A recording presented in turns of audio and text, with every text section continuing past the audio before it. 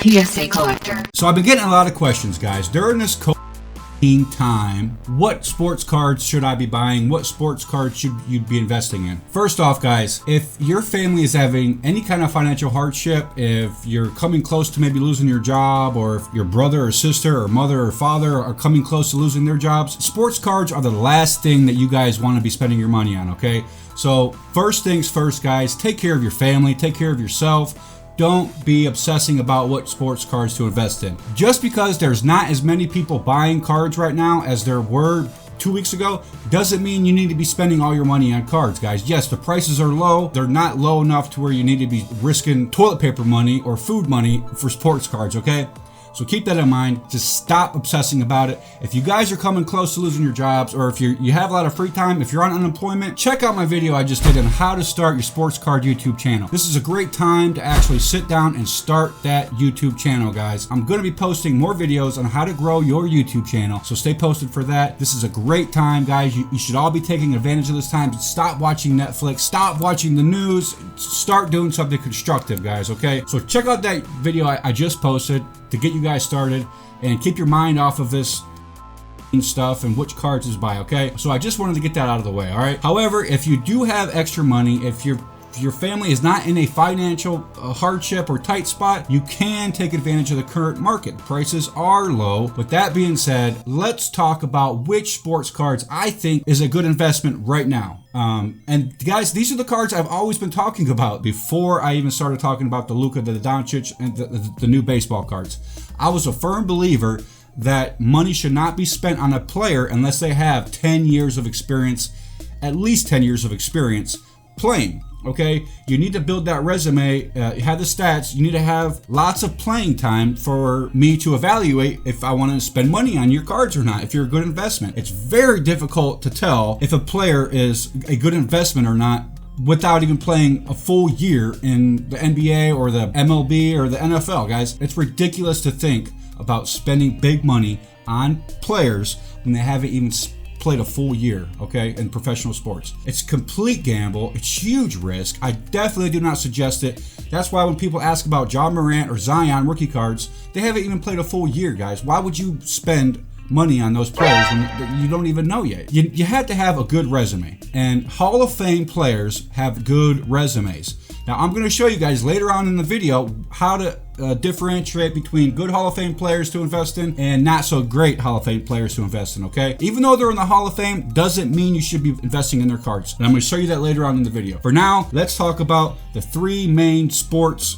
cards that I'm investing in: basketball, football, and baseball, okay? Now, before we get started, rule number one, guys, don't buy a card just because some guy on YouTube told you to buy the card. If you haven't watched one game of the player that you're investing in, you're not a smart investor, okay? You have to do your own research and your homework. You have to buy players that you actually like watching and you are a fan of.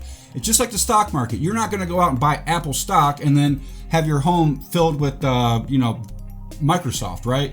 All Microsoft products. Why would you buy Apple stock when you're not even a fan of Apple? Or why would you buy Microsoft stock when you're not even a fan of Microsoft? It makes no sense. You have to do your own research. You have to be an actual fan of the player. Otherwise, you're just wasting your time and your money, okay? Why invest and take the risk when you don't even enjoy watching the player? Now, the reason I'm saying this and stressing this is because if the player doesn't pan out, you're not going to have a collection full of cards of a player that you don't even like, okay? However, if you like watching the player, just like I liked watching Josh Dobbs, I was rooting for him for the Steelers. I'm still a fan. I'm still rooting for him. I have a massive Josh Dobbs collection. However, his career didn't really take off. But does that mean I'm upset that I spent that money on his cards? No, because I'm still a Josh Dobbs fan. He played for Tennessee. I live in Tennessee, so it makes sense to have a Dobbs collection, right? However, if I invested all in Baker Mayfield, big disappointment, guys. I would be so disappointed and disgruntled. So keep that in mind. You have to do your own research. You have to be a fan of the player, become a fan of the player, and support the player. That way, you're not disappointed and disgruntled if the player's career doesn't pan out like you expect it to, okay? And also, guys, stay away from the the first year rookie hype. Don't buy into that. That's garbage. First year rookie hype is complete, total rubbish. Look at all the previous first year rookie hype cards and the disasters in the past, guys. There's just, I would say, give the player at least 1 year, guys. And like I did with Luka and Trey, they played the entire year, and then I started buying halfway through the second year after seeing their performance and seeing the hype. That's when I was like, time to go all in on Trey, time to go all in on Luka. Okay, and it paid off for me. Now I'm still taking gambles with other players such as John Collins, Jason Tatum, and with baseball, I'm still buying up Bryce Harper, Mookie Betts. Those guys, their career they're still up in the air. I mean, you never know. Mike Trout's career was up in the air for the first 2 or 3 years. Nobody knew that he was going to take off like he did, okay? Some people claim that they did, but however, it's impossible to know. It's impossible to know, guys. There's no way you can tell if a player is going to pan out and have a career like Michael Jordan, like Tom Brady, or Mike Trout, okay? It's impossible. So take everything you hear online with a grain of salt. At least watch a couple games, guys.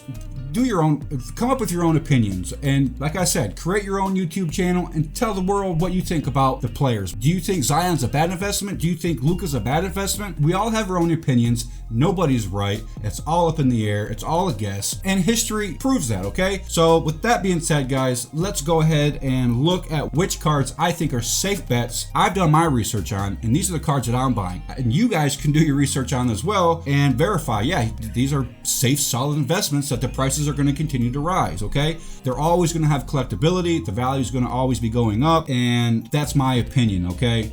Do your own research and make your own judgments. All right, guys, enough of that rant. Without any further ado, let's go ahead and jump into this video. All right, guys, starting off with basketball. First things first, you can't go wrong with 1990s basketball. Look at this, 1995. It should be 1993.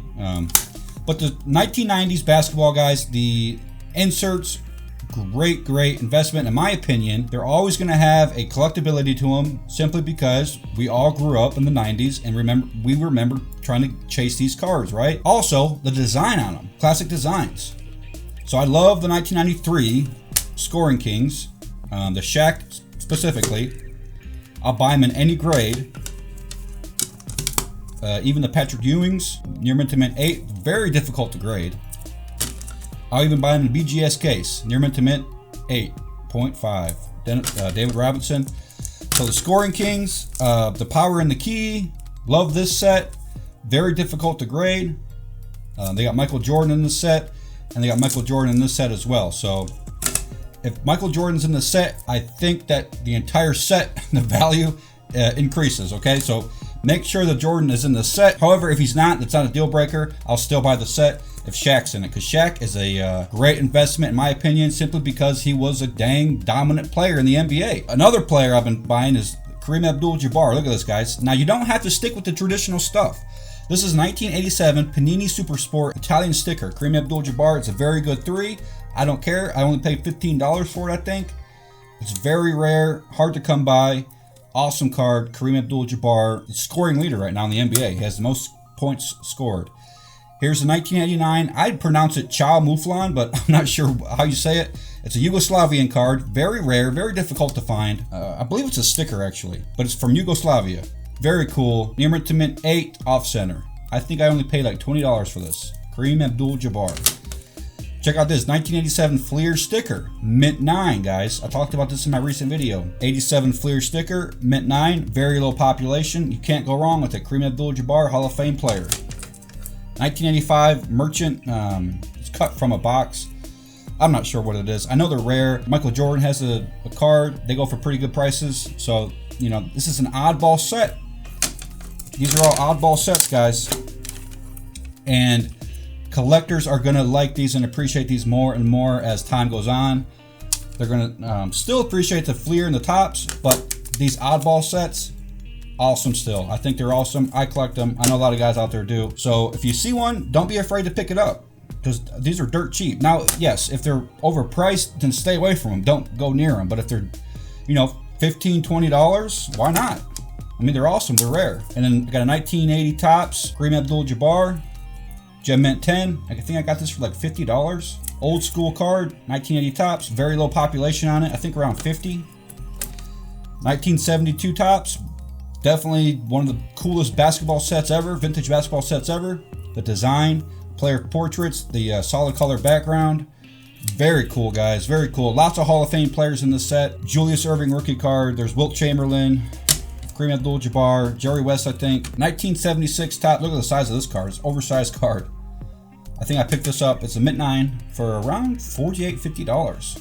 Very cool, oversized card in the PSA case, Mint 9. And then lastly on the basketball is this thing, dude. Look at how cool this looks.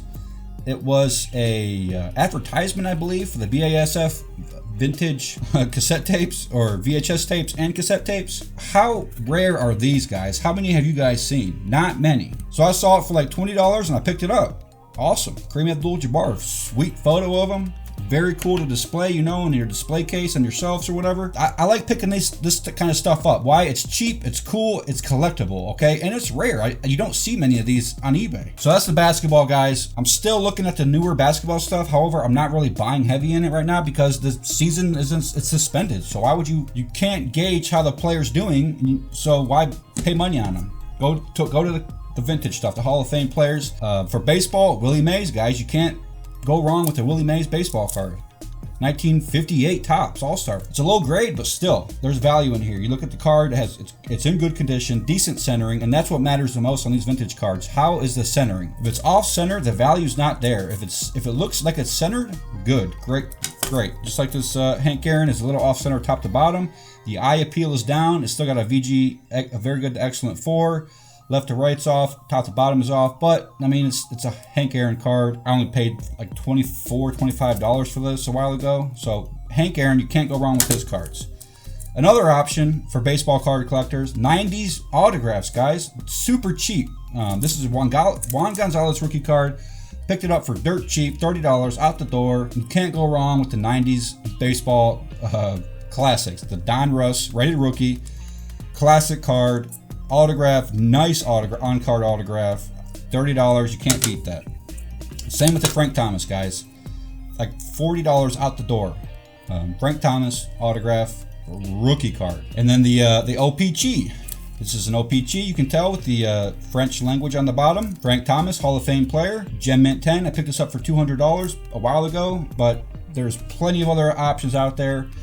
Just think outside of the box. Don't go with the Topps, because obviously the Topps was a junk wax era. There's massive amounts printed, but OPG is not the case. There was not that many OPG printed. Just like this, 1986. I think I picked this up for $25 a while ago. Nolan Ryan, Hall of Fame.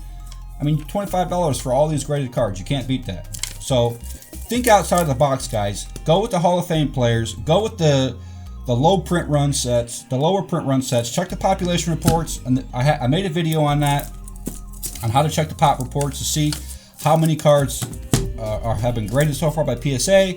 The lower the population, the better.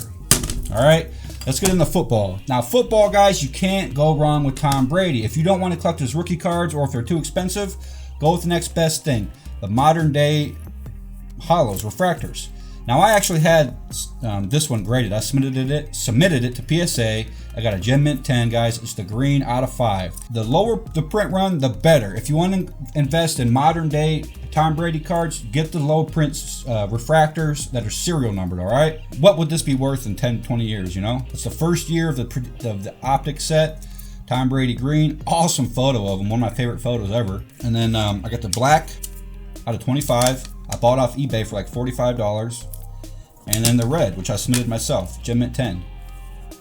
Beautiful, beautiful set, not out of 99. I'm selling the other ones. I got the orange and the aqua and the blue. I'm selling those, but I'm holding on to these. These are the gold ones, okay?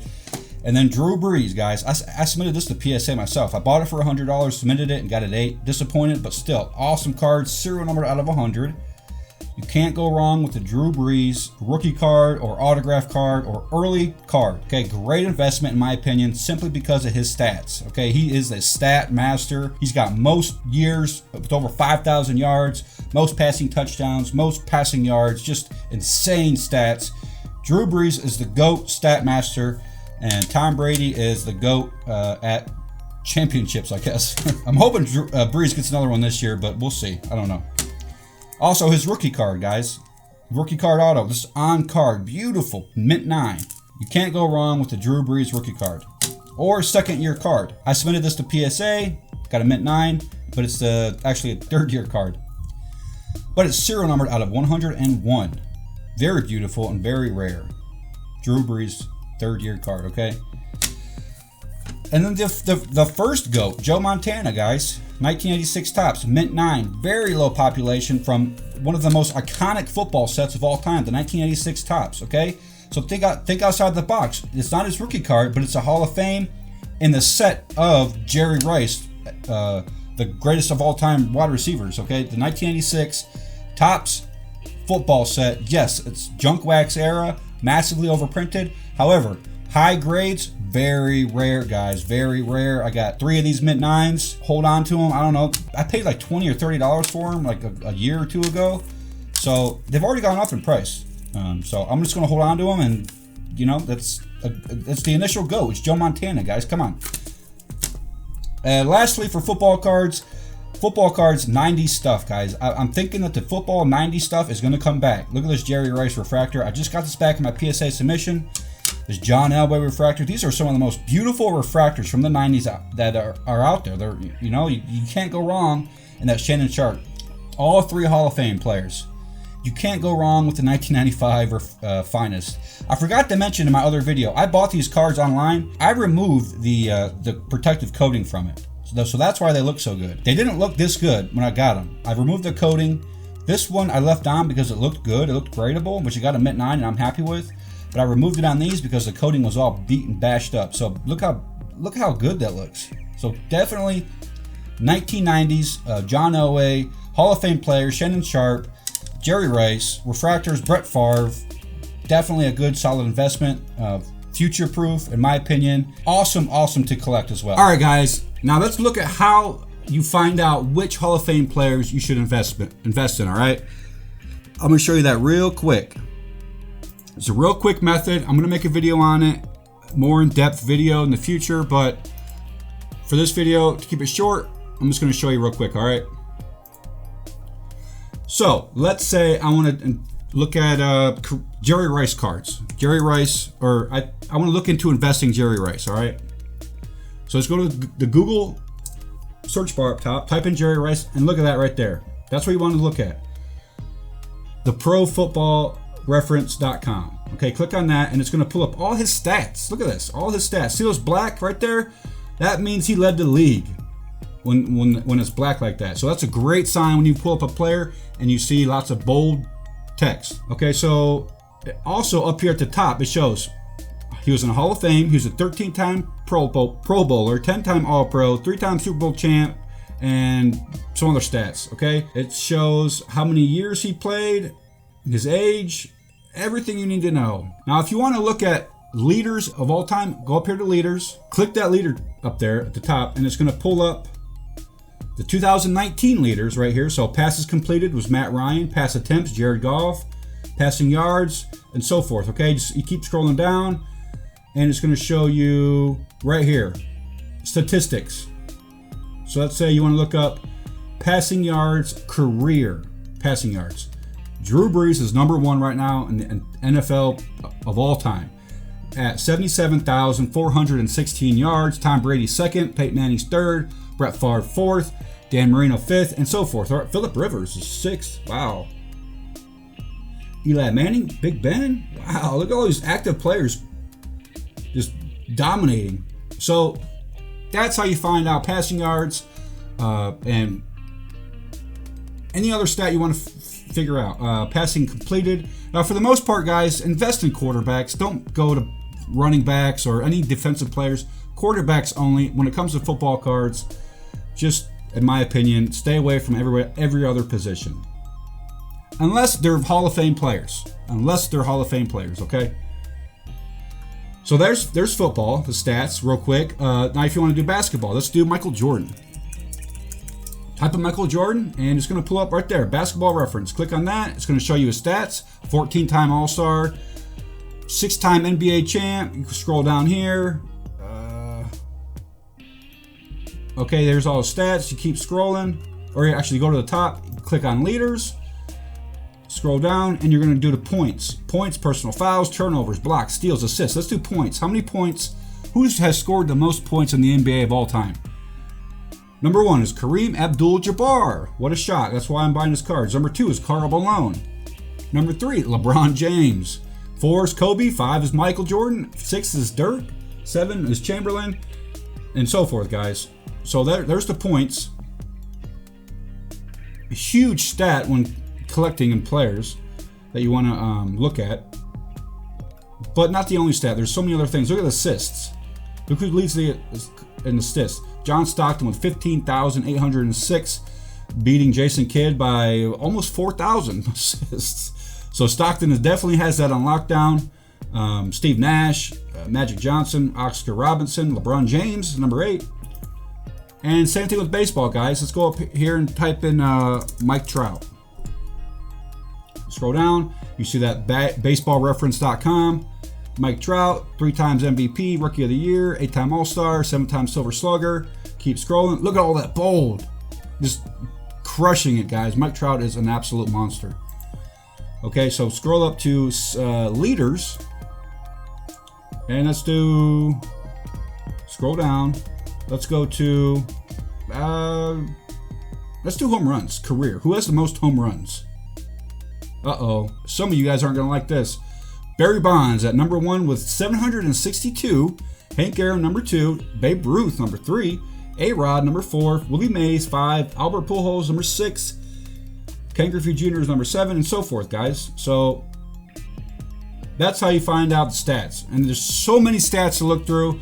You guys really have to, when I say do your homework, this is exactly what I'm talking about. Looking through these stats, looking at player by player, looking at everything there is to look at. There's so much data out there and information that you guys need to compile yourselves to get an honest opinion on who you should be investing in, who you should be spending your money on. So I hope you guys enjoyed the video. Don't forget to like the video. Don't forget to subscribe. Thanks for watching. I'll see you all in the next one, all right?